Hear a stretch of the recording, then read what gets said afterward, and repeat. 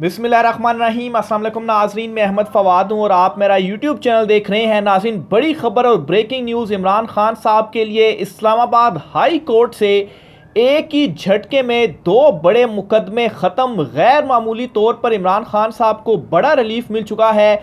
समझा ये जा रहा था कि पहलों में जो केसेस हैं इनमें पहले ज़मानत होगी या फ़ैसला मुअत्तली होगी या सज़ा मुअत्तली होगी, लेकिन अब मरकज़ी अपीलें जो हैं वो डिसाइड होने जा रही हैं और chief justice Aamir Farooq Islamabad high court और जस्टिस मियां गुल हसन औरंगज़ेब, ये दो रुकनी बेंच है जो कि ये केस सुन रहा है। इमरान खान साहब की ज़मानत पर जो मामला था उस पर बड़ा हुक्म जारी हुआ है। बड़ा रिलीफ है इमरान खान साहब के लिए। सिर्फ चंद दिन और इमरान खान साहब जेल में रहेंगे, इसके बाद इमरान खान साहब को रिहाई मिलेगी।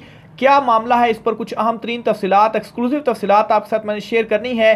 दूसरे नंबर पर नाज़रीन, आर्मी चीफ खुद अब मैदान में आ गए हैं, इस पर भी कुछ अहम तरीन तफसीलात हैं, वो भी आपके साथ शेयर करूँगा। और ये जो एक प्रोपेगेंडा किया जा रहा था कि पाकिस्तान तहरीके इंसाफ जो धांधली या फॉर्म 47 की बात कर रही है, तो केपी के अंदर वो क्यों बात नहीं कर रही, तो इस प्रोपेगेंडे को भी काउंटर किया जा चुका है पाकिस्तान तहरीके इंसाफ की जानिब से। और ये ऐलान कर दिया गया है कि केपी में अगर कोई भी हल्का आप खोलना चाहते हैं तो आएँ और आप हल्का वो खोलें, हम तैयार हैं। इस पर भी कुछ आम तरीन तफसीलात हैं, वो भी आज की व्लॉग में आपके साथ शेयर करूँगा। सबसे पहले तो नाज़रीन, इमरान खान साहब को जो बड़ा रिलीफ मिला है इस पर मैं आता हूँ। और काजी मियां गुल और काजी आमिर फ़ारूक जो हैं, इन्होंने क्या जो बड़ा एक गैर मामूली हुक्म है वो दिया है, तो थोड़ा सा इसको मैं आपको केस को पहले समझाऊंगा क्योंकि थोड़ा सा इसके अंदर जो टेक्निकल सी चीज़ें हैं वो भी मौजूद हैं। देखिए, बुनियादी तौर पर इमरान खान साहब बुशरा बीबी और शाह महमूद कुरैशी के अगेंस्ट ये मुकदमे थे, तोशा खाना का और साइफर केस का। इन दोनों मुकदमों की जो बात है हम करते हैं। अब हुआ ये कि फैसले चैलेंज किए गए इस्लामाबाद हाई कोर्ट में, और उसमें जो इस्तदाएँ की गई थी, एक तो ये थी जी कि सज़ा मुअत्तली, फैसला मुअत्तली और फिर उसके बाद ज़मानत, और जो मरकज़ी अपील थी उससे कालादम करने का जो मामला था वो साथ साथ देखा जाना था, या उसके ऊपर बेशक डेट्स चलनी थी। जिस तरह से आप एग्जाम्पल देख लें कि नवाज शरीफ का जो केस था जिसमें उन्हें ज़मानत मिली, तो उसमें हुआ ये जी कि पहले उनकी ज़मानत तो हो गई, सज़ा कुछ टाइम के लिए मुअत्तल होगी, लेकिन वो जो केस था वो चलता रहा, वो पेंडिंग था, वो कालादम नहीं हुआ। और इमरान खान साहब के ये जो मुकदमे इस्लामाबाद हाई कोर्ट में आए थे, इनमें भी अपीलें दायर की गई थी, और मरकज़ी जो अपील थी उसमें तो केसेस कालादम होने की इस्तदा की गई थी। माफ़ कीजिएगा। बहरहाल हुआ आज ये है कि आज इस्लामाबाद हाई कोर्ट ने मरकज़ी अपीलों के ऊपर जो नोटिस हैं वो जारी करते हुए इसके ऊपर जो दलाइल हैं वो तलब कर लिए हैं, और ना सिर्फ दलाइल तलब किए हैं बल्कि ये भी कहा है कि प्रोसिक्यूशन ना होने का कोई बहाना नहीं चलेगा। यानी कि वो मरकज़ी अपीलें जिनके ऊपर साल 1.5 साल के अंदर फैसला होना था, उनमें एक दो समातों के अंदर फैसला होकर ना सिर्फ इमरान खान साहब को एक चीज़ के ऊपर ये मुकदमे कालादम होंगे, बल्कि क्या होगा, एक साथ 3 बड़े जो इमरान खान साहब को रिलीफ हैं वो मिलने जा रहे हैं। कैसा? केस पूरा कालादम होने से सज़ा खुद ब खुद ख़त्म हो जाएगी, फ़ैसला भी खुद ब खुद ख़त्म हो जाएगा, ज़मानत भी हो जाएगी, और सबसे इंपॉर्टेंट चीज़ इमरान खान साहब की जो नाअहली है वो भी ख़त्म हो जाएगी। अब आज की समात के ऊपर मैं आता हूँ कि आज की समात में हुआ कैसे, मज़ीद आपको अंडरस्टैंडिंग होगी। एक तो इन केसेस में जो प्रोसिक्यूटर थे जी, जो रिप्रेजेंट कर रहे थे, हुकूमती अफसर जो थे, उन्होंने आकर अदालत को बताया जी कि जो प्रोसिक्यूशन है वो अभी नहीं है, उनकी तैनात होनी है, ओथ होना है, और ये होना है, वो होना है। बेसिकली बहाना बनाया गया जी कि किसी तरीके से जो समात है इसे मुलतवी कर दिया जाए। अब इसमें हुआ ये कि इस्लामाबाद हाई कोर्ट ने ये कर दिया जी कि ठीक है, समाज जो है वो हम 5 मार्च तक मुलतवी कर देते हैं, लेकिन साथ ही साथ जस्टिस मियां गुल हसन औरंगज़ेब साहब ने क्या जो रिमार्क्स हैं वो दिए, क्या कहा, उन्होंने ये कहा कि हमें नहीं पता कि आप जो प्रोसिक्यूशन है वो कहाँ है या क्या करेगी, लेकिन ये जो केस है इस केस ने तो चलना ही चलना है। मैंने 2 रोज़ कबल वीलॉग किया था और मैंने आपको बताया था कि इलेक्शन के बाद से अदालतों का जो मूड मैंने असेस किया है वो तब्दील हुआ, और इमरान खान साहब को वैसे भी इन मुकदमों में रिलीफ मिलना ही मिलना है। लेकिन अब क्या होगा कि इमरान खान साहब के खिलाफ जो ये ट्रायल चलाया गया है, जब मरकजी अपील के ऊपर समात होगी और मरकजी अपील मरकजी केस ही कालादम हो जाएगा, तो फिर ये तीनों रिलीफ, चारों जो रिलीफ जो मैंने आपको गिनवाए, ये इमरान खान साहब को मिलेंगे। और फिर ये नहीं होगा कि सजा मुअत्तल होगी या फैसला मुअत्तल हो गया और लेकिन मरकजी अपीलें हाई कोर्ट में चल रही हैं, तो ये चीज़ अब नहीं होने जा रही। फिर इसी तरीके से जी आज जो इमरान खान साहब के वकील थे, उन्होंने अदालत से ये कहा कि देखें, आज ये प्रोसिक्यूशन बहाने कर रही है, तो जब रोज़ाना की बुनियाद के ऊपर रात रात गए तक हमारे खिलाफ जो केसेस थे वो चलाए गए, यहाँ तक हुआ कि रात के अंधेरे में 25 गवाहों के बयान कलम बंद करके सज़ा सुना दी गई और हमें जो है वो उसमें कोई मौका ही नहीं दिया गया। तो ये सारे वो फेयर ट्रायल के तकाजे हैं जो कि पूरे नहीं किए गए। अब इसके ऊपर वो मेन इंपॉर्टेंट चीज़ आती है जहां पर अदालत ने ये करार दिया है जी कि हम क्या करते हैं कि जो नेक्स्ट मंगल होगा, 5 तारीख होगी, जो मरकजी अपीलें हैं उसको सुनेंगे और प्रोसिक्यूशन आए ना आए, अब ये नहीं चलेगा कि प्रोसिक्यूशन नहीं है तो बस गया। अब जो दलाइल हैं वो होंगे और चूंकि इन मुकदमों में जान तो है ही नहीं, ये सियासी इंतकाम का निशाना बनाने के लिए इमरान खान साहब के ऊपर जो मुबैना तौर पर मुकदमे बनाए गए थे, इनमें रिलीफ मिलना ही मिलना था, ये तय था। तो इनमें अब जब मरकजी अपीलों के ऊपर सुना जाएगा, ज़्यादा से ज़्यादा 2 समातें होंगी और ये मरकजी जो केस है सारे का सारा वो ही ख़त्म हो जाएगा। तो ये आज की बड़ी डेवलपमेंट और अदालत का खुद वो मरकजी मामले को सुनना और ये जो सज़ा मुअत्तली, फैसला मुअत्तली और ज़मानत, इनको थोड़ा सा साइड पर रख दिया गया। नहीं तो कोर्ट ये भी कर सकती थी जिस तरह से पहले होता था कि पहले जी काबिल समात होने पर आए, पहले एतराज़ लग गए, फिर उसके बाद फैसला महफूज और वो भी नहीं सुनाया, तब सुनाया जाता जब मामला ही गैर मुसर हो गया। तो इस केस का जब आगाज़ ही हुआ तो एतराज़ भी था इमरान खान की अपीलों के ऊपर, लेकिन उसमें क्या हुआ जी कि एतराज़ भी दूर, समात दरख्वास्त भी काबिल समात होगी और पहली ही समात पर नोटिस भी इशू हो गए। तो वो काम जो पहले 3 समातों में होता था अब एक ही समात में हुआ और दूसरी जो इस केस की समात हुई उसने इस सारे केस का रुख इस तरह से पलट कर रख दिया कि मरकजी केस सुना जाएगा और वो जब कालादम होगा तो इमरान खान साहब को ये 4 बड़े रिलीफ हैं जो कि ऑटोमेटिकली मिल जाएंगे। यानी कि एक झटके के अंदर इमरान खान साहब के ऊपर ये जिस तरह से कायम हुए थे 200 के करीब मुकदमे, इस तरह से इतनी ही स्पीडी से इमरान खान साहब के ऊपर से ये जो मुकदमे हैं वो ख़त्म होंगे। और इसमें मेरी ये भी प्रेडिक्शन आप जहन में रखिएगा कि अब जो प्रोसिक्यूशन है जो बड़ी फुर्तियाँ दिखा रही थी, जब सज़ा दिलवानी थी इमरान खान साहब को, वो आ नहीं रही, वो भी अब इसी तरह से गुमसुमी रहेगी। तो बहरहाल ये बड़ी इंपॉर्टेंट खबर थी इमरान खान साहब के लिए। और जस्टिस मियां गुल हसन औरंगजेब के हवाले से मैं आपको बताता चलूँ, साइफर केस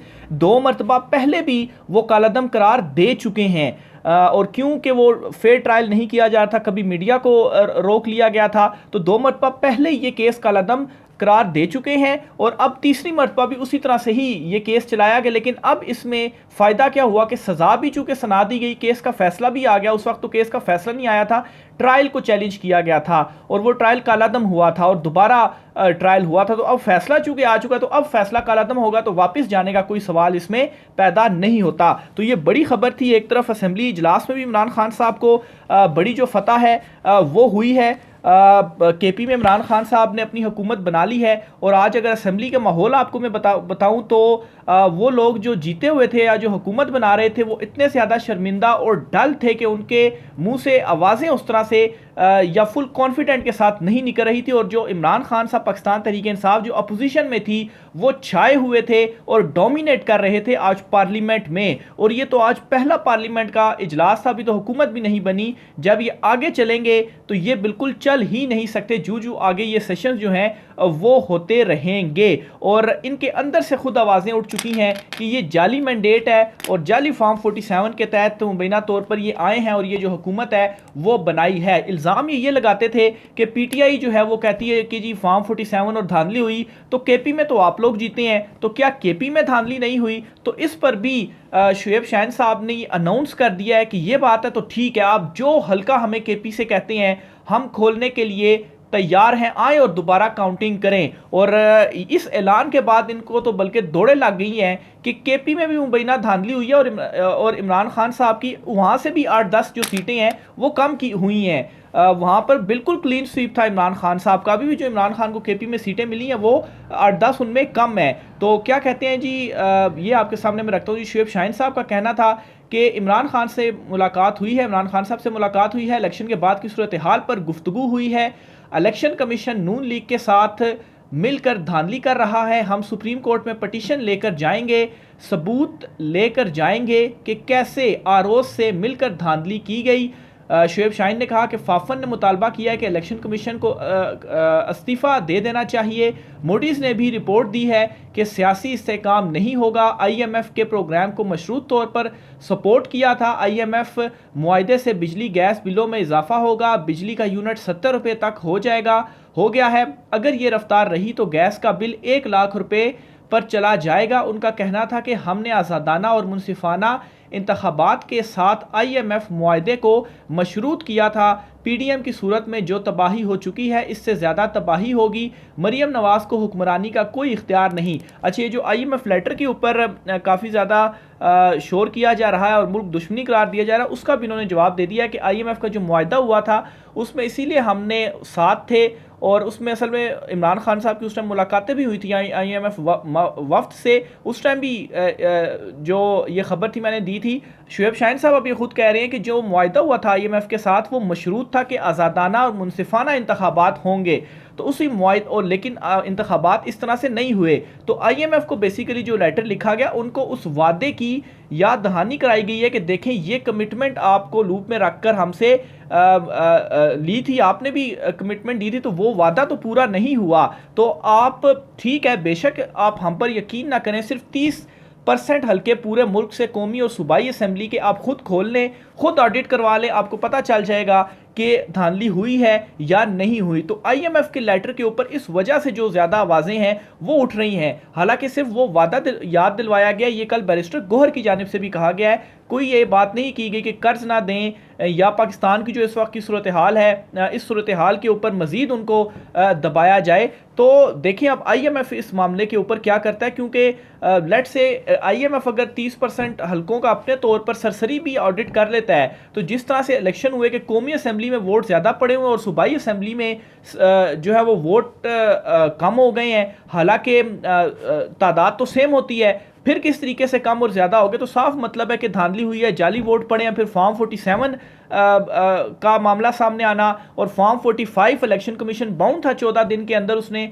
अपलोड करने हैं, वो नहीं कर पाया। तो लेट से IMF अगर ये करता है तो ये उनको किस तरह से कन्विंस करेंगे कि धांधली नहीं हुई है और इलेक्शन कमीशन ऑफ पाकिस्तान अपना ही काम नहीं कर पाया। तो इस वजह से ज़्यादा जो आवाज़ें हैं वो भी निकल रही हैं। फिर इसी तरीके से जी कौमी असम्बली का आज इजलास था जिसमें हल्फ उठाया गया तमाम जो उम्मीदवार थे, और अब जो वज़ीर-ए-आज़म, स्पीकर और डिप्टी स्पीकर का इंतखाब होना है, इसका जो शेड्यूल है वो जारी कर दिया गया है। कौमी असम्बली ने वज़ीर-ए-आज़म का इंतखाब 3 मार्च को करेगा जी शेड्यूल के मुताबिक, और वज़ीर-ए-आज़म के लिए कागज़ात नामज़दगी 2 मार्च को दिन 12 बजे तक वसूल किए जाएंगे, और फिर कागज़ात नामज़दगी की जांच पड़ताल 3 बजे तक होगी। शेड्यूल के मुताबिक वज़ीर-ए-आज़म के लिए कागज़ात नामज़दगी कौमी असम्बली सेक्रेटेरिएट के शोबा कानून साजी से लिए जा सकते हैं। कागज़ात नामज़दगी की जांच पड़ताल के दौरान तजवीज़ और तायद कुनंदगान का मौजूद होना लाजमी करार दिया गया है। जुमरात को आज इजलास हुआ और 9 मुंतखब अरकान ने हल्फ लिया। स्पीकर और कौमी असम्बली जो मौजूदा राजा परवेज़ अशरफ, उन्होंने ये जो हल्फ है वो लिया है। बहरहाल स्पीकर और डिप्टी स्पीकर का जो इलेक्शन है वो कल होना है 1 को, फिर 2 तारीख तक टाइम है कि वज़ीर-ए-आज़म के इंतखाब के लिए जो कागज़ात नामज़दगी हैं वो सबमिट करवा दिए जाएँ, और फिर उसके बाद 3 तारीख को वज़ीर-ए-आज़म का जो इंतखाब है वो होगा। सुप्रीम जुडिशल कौंसिल में भी आज इजलास हुआ है, और जस्टिस मुज़ाहिर अकबर नकवी जो हैं जिन्होंने इस्तीफ़ा दे दिया था उनके अगेंस्ट जो कार्रवाई है वो हुई है, और मज़ीद एक जो गवाह हैं उन्होंने रिकॉर्ड आज अपना बयान रिकॉर्ड करवा दिया, और उनसे कहा गया जी कि कल आप अपना जो दस्तावेज़ात हैं अपने बयान के मुताबिक आप जो क्लेम कर रहे हैं वो पेश कर दें कौंसल में, और कल दोबारा से सुप्रीम जुडिशल कौंसिल की कार्रवाई होगी। और लाग इसी तरह से रहा कि चीफ जस्टिस काजी फाइज ईसा जो हैं वो इसी मार्च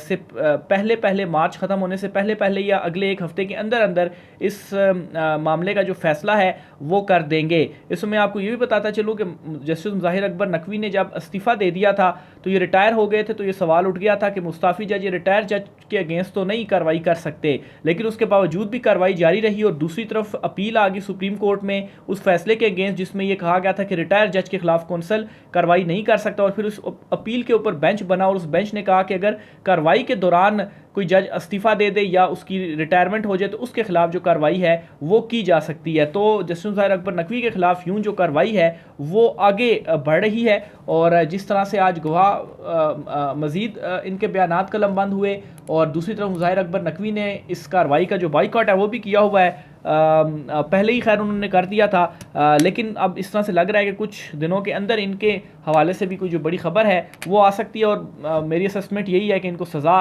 सुनाई जाएगी। राय का इज़हार कीजिएगा। आज की व्लॉग से इतना ही, इजाज़त दीजिए, अल्लाह हाफ़िज़।